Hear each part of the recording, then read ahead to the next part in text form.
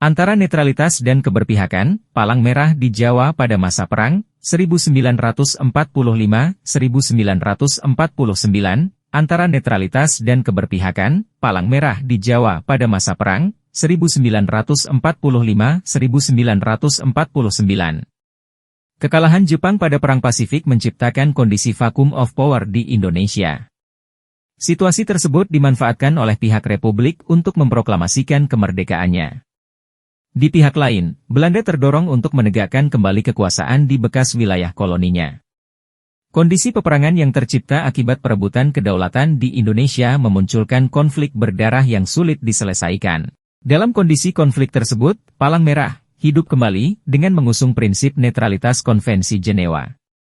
Berdasarkan pembacaan berbagai sumber dan literatur, sedikitnya terdapat dua lembaga Palang Merah yang bekerja di Indonesia pada masa revolusi, yaitu Palang Merah Indonesia, PMI, Nederlandse Indirode Kruis, NIRK, yang kemudian berubah nama menjadi Nederlandse Rode Kruis af Indonesia, NERKAI.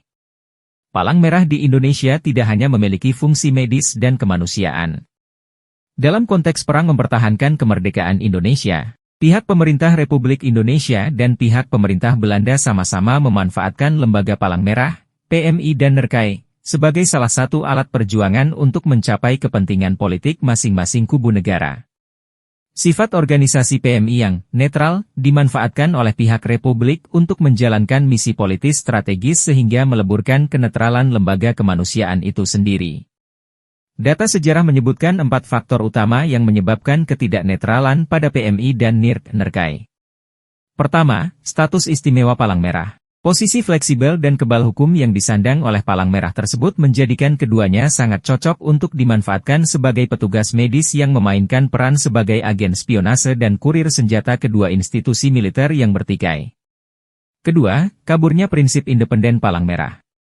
Sebagai sebuah lembaga Palang Merah yang diproyeksikan menjadi Palang Merah Nasional, baik PMI maupun NERKAI dituntut untuk tunduk dan sejalan dengan hukum, peraturan serta garis besar pemerintahan yang menaunginya.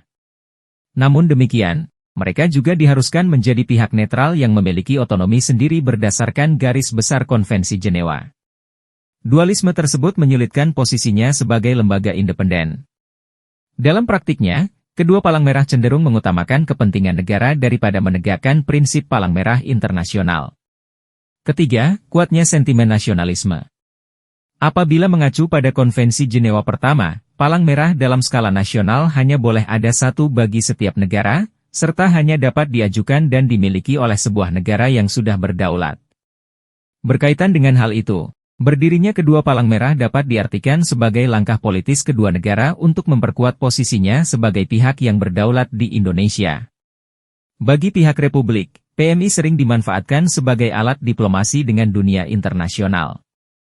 Di pihak lain, Belanda juga membutuhkan penguatan posisinya sebagai pemerintahan yang sah dan berdaulat di Indonesia. Sejak awal berdirinya kembali, program bantuan yang diberikan NERKAI kepada penduduk pribumi dirancang untuk menciptakan sebuah hubungan ketergantungan bagi penduduk Indonesia kepada pihak Belanda. Dalam hal ini NERKAI merupakan instrumen kesehatan negara Belanda yang memainkan fungsi politis sebagai alat pasifikasi pemerintah Belanda guna menunjukkan kembali eksistensi negara kolonial.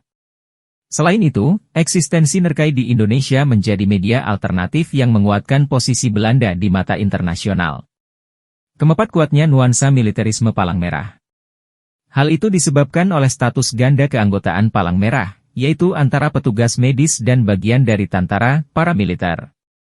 Selain itu, pola mobilisasi di front yang menyerupai divisi kesehatan militer adalah aspek lain yang mendorong kaburnya prinsip netralitas Palang Merah. Dalam hal ini, Palang Merah juga ikut menyepakati definisi, kawan, dan lawan, dalam artian politik. Tentu saja, pola-pola seperti itu tidak sejalan dengan prinsip impartial lembaga Palang Merah, yang menekankan pada pemberian bantuan kemanusiaan kepada semua golongan tanpa diskriminasi.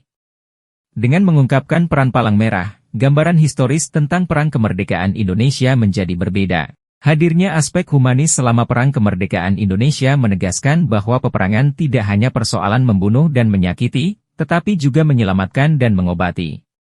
Muncul dan berkembangnya gerakan Palang Merah di Indonesia masa perang membuktikan bahwa proses perebutan kedaulatan tidak hanya didominasi oleh instrumen politis militer, tetapi juga melibatkan berbagai aspek dalam masyarakat, termasuk sukarelawan PMI dan NERKAI.